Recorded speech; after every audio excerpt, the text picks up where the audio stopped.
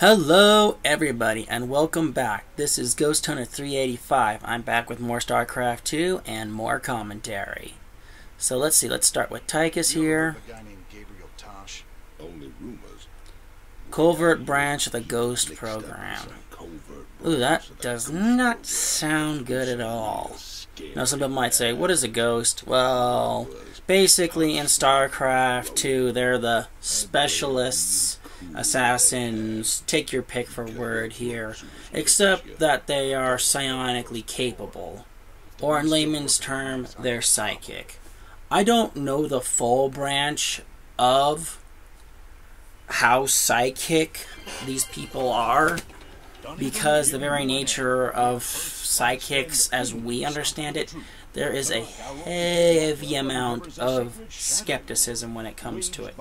Some people say it's real, some people say it's fake, others say it's all just another act, which is another way of saying it's just fake and people using, oh, what's the word I'm looking for here? It's all parlor tricks, basically. They tap a thing under the table, next thing you know, you hear the door go bang, you watch a curtain move. You know, it's all fake. And, you know, Supernatural kind of addresses this in one of their episodes.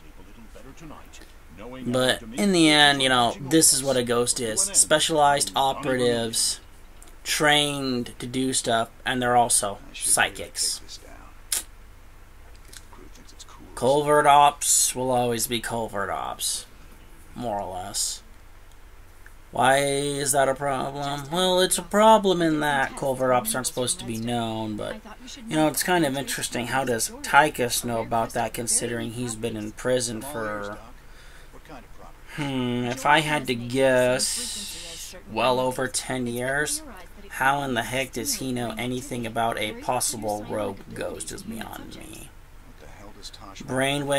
Stimulate brainwaves that work like that will generate things like a psychic. You know, now that I think about it, I do believe the United States Army does do testing on certain no, it's true that the US Army does do things that like that. They do study it and they spend a lot of money on it, but nobody really knows. Yes, I went with the Perdition turret. Why? Simple. Flamethrowers underground are perfect for crispying zerglings. Not to mention the turrets are actually supposed to be hidden, so the enemy doesn't hit them until, ooh, fire bat. If you can read that right there, that basically states that one of the first fire bats was a reformed mass murderer. Ugh. I mean, I remember the day. I can remember them talking about sending people into the military to who've been in prison and, well, who are going to prison in the military to basically serve out their sentence. I don't think they do it as much anymore. Oh yes, I will be getting that med pack now. Why? Simple. Faster healing, less energy waste. Bellissimo. But that's also one of the bigger upgrade improvements to the medic. I like how they have him with the, oh, what is it, Jamaican accent? Can't say for certain if that's actually the case here, but he has that Jamaican accent, and I always liked hearing that accent. It's always like, oh, that's neat. I like the way that sounds, you know? Ah, yes. Someone who has Jim, who wants to help support Jim, because he hates Manx as much as Jim does. Although his reasons for hating Manx fall more along the lines of Mother Beeper experimented on me instead of Mother Beeper wronged me. Still both getting wronged here, mind you, but there's difference, I guess. One could betrayal is worse than experimenting on somebody. Hard to say, really. Dominion's restored power to the old rail network. So what is the Dominion doing on the world that Arcturus Minx helped wreck? Now people might say, what do you mean by that? Answer is simple. I will quote my first game lore video, that Arcturus Minx used the psi emitters to lure a massive amount of Zerg to attack Tarsonis to destroy the planet. But when that happened, and after the Protoss were pushed away and the planet was fully infested, the Protoss came back and burned this planet to nothing. And remember, this used to be a Terran capital homeworld. Well, capital of the Confederacy, to be more precise. But still, this was once a Terran capital world. And look at it now. It's nothing but ash, dust, and not even blood. It's just dust and ash. Scary when you think about it. Diamondbacks, I like these tanks, but on the flip side of that, you know, this mission is all they're good for. And a lot of people in the community will agree with me. But in any case, let's get into this video's topic. And this video's topic will be the narrative. Don't worry, I'll be showing everybody where the Diamondback tanks are and the Devourer bone samples are. I'll point them out to you as we go. See, right there. There's another tank and there's the Devourer bone sample right there. Well, not Devourer, Defiler. One of the more nastier harassment Zerg units energy-wise. If you wanted something that could burrow, harass, then that's what you wanted. The Defiler was perfect for it. But in any case, back to subject here. The subject is narrative. Now some people might say, what do you mean narrative? Like narration? No. Narrative. Narrative, the best way to describe this is that narrative is the way of how... See, there's the second set of Defiler bones right there. But narrative is how people show or present an idea. Just as an example, we want to demonstrate that that President Donald Trump is one of the worst presidents in U.S. history, or that he's one of the biggest liars in history. How do we do that? Well, simple. We take some information about our sitting president, we look it over and say, how do we make this look bad? Like his supposed ties to Russia, or that he was fooling around with former, I don't know if she's former or not, but former P-star Stormy Daniels. Narrative is basically putting, not putting forth lies or slander. That's not what I'm saying here. What I am saying here is that narrative is how you want the people to interpret things. Now, when I say that, they'll be like, how do you do that, Ghost Hunter? And the answer is complex but simple at the same time.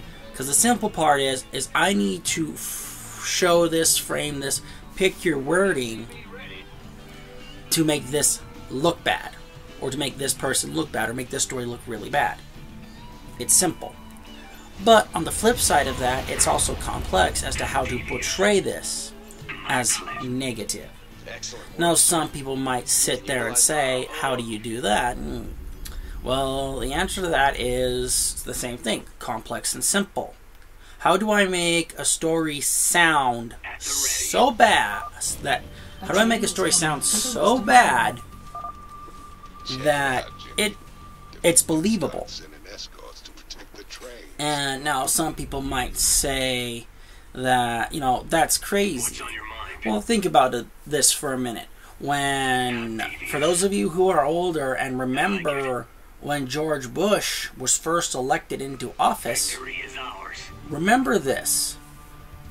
on September 11th, mind you, I was in 4th grade when this happened. I was in 4th grade, and I did not find out until after I got home from school that planes had been flown into the Twin Towers. And, you know, this came out of left field for this for this country, the United States, my country, that no one understood how that this could have happened. Everybody thought the world was hunky-dory. We thought we were good. We thought we were doing great. And when it came to fruition when it started getting out from the intel community about the true nature of what the U.S. has been doing, you know, what do? You just sit there and walk away from your country? No, you do your best to support your country in what good that it does do. Now, some people might say, well, what does this have to do with George Bush? Well, not Bush Sr. here, folks. Not Senior here, my bad. Not Senior. George Bush, the one they refer to as Junior, or the second Bush to hold the office of president. Now, if I had to rate George Bush as a president, he gets a C- on his worst days, and at his best, you know, C+. So he's C average for me for president here. And for anyone who's saying I'm a Trump supporter, Trump gets a B- at best. He did his best to fulfill his agenda, but his agenda was constantly stonewalled, and on top of that, he never did get the support he needed to actually institute some of his more positive changes.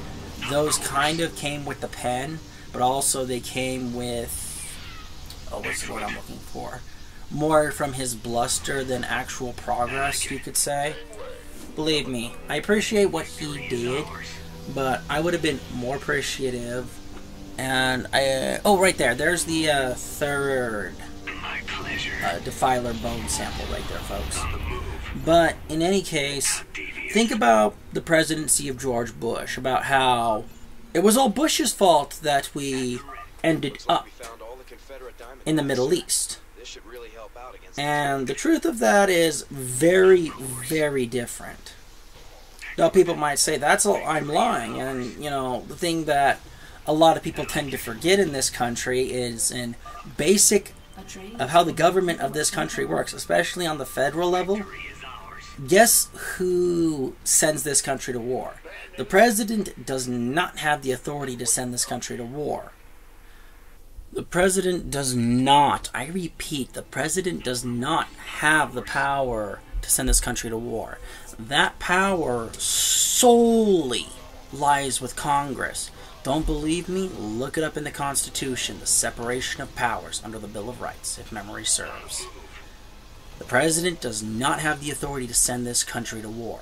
So guess what? That means Congress, under Bill Clinton, good old Billy boy here, was the one who sent this country to war with Saddam Hussein's government. Don't believe me? Don't care to believe me? Your call. But notice how the narrative was framed that the war was George W. Bush's fault. That's pretty crafty if you ask me. What do you mean? Simple. It's Bush's fault we went to war in Iraq. Yet, under the U.S. Constitution, under the Bill of Rights, guess what? The president does not have the authority to send us to war. The president does have authority to order special ops, black ops. Oh yeah, he can do that. Or she can do that whenever the time comes for that. But, under the current rules of this country, guess what? The sitting president does not have the authority for war. Now, when I say this falls, how does this fall into the narrative? Simple. The media and the press all said George Bush sent us to war. Anyone who has any basic idea of how this country's rules and laws work, plus the separation of powers, knows that it is Congress who has the power. Only Congress, excuse me, let me correct myself here. Only Congress has the power to send this country to war. Not the president. The president, acting on Congress's war declaration, can mobilize the troops, can order war. Not the other way around here, folks. And that's never how it's been. It's always has, and always had, to my knowledge, it's never been the same. That when the Bill of Rights was ratified, along with the Constitution, the separation of powers was built in. So guess what? For every person who thinks George Bush sent us to war, bad news for you. Bush was executing orders from Congress that was passed under Bill Clinton. Don't believe me? Go back and look it up. Hell, even do a cursory Google search. You'll find out which Congress and who was sitting president that sent us in to Iraq. Trust me. It's a bit of a head turner when you think about it. Now, for some of the people say, well, okay, that's one example. Do you have another? Of course I do. Let's talk about what happened with Obama. With our President Obama. Now, some people may say, Obama did good things. Obama tried to do good things. And if you ask me, he's a C+ president in terms of what he was trying to do was good. But to me, let's see, he made race relations worse. He passed his health care bill, which hasn't really helped a lot of people in a lot of ways, if you ask me. But that, again, that's my opinion here. That's not the point of this video. The point of this video is that people held Obama as the great unifier. And all he did was made things worse. Yet, the press sat there and tried to spin a positive spin about this. Or the fact that, or his scandals for a fact. Like Fast and Furious. Now, those who may not remember, Fast and Furious was federal police like FBI, ATF, DEA, that's it, DEA, the Drug Enforcement Agency. They were trying to break down on the drug cartels and everything. And, you know, the plan was simple. We do our best to cover our people, and then when the deal goes down, we get them out, we grab the guys who press Fed charges, send to federal prison. You know, no biggie. And this was initially started under George Bush, George W. Bush, not H.W. W. Bush. And when that happened, you know, it was working. But when Obama got involved and found out, magically all the support that was needed was gone, and it broke national news when you had a bunch of FBI, DEA agents die because, oh no, we found out these are American police officers. Bang, bang, bang, bang, bang, bang, bang. Cartels killed them. Just like the cartel kills anybody who goes undercover, whether it be ATF or DEA. The point is of this video is that there is narrative that exists in our world, and a lot of it is biased to those who are in power or those who are the donors. And, you know, blame Bush. Trump is colluding with Russia. They never had the proof, but it was hemmed and hawed. Trump slept with a P-star, basically. He paid to sleep with her. We don't know if that's true or not, but a lot of people believe it.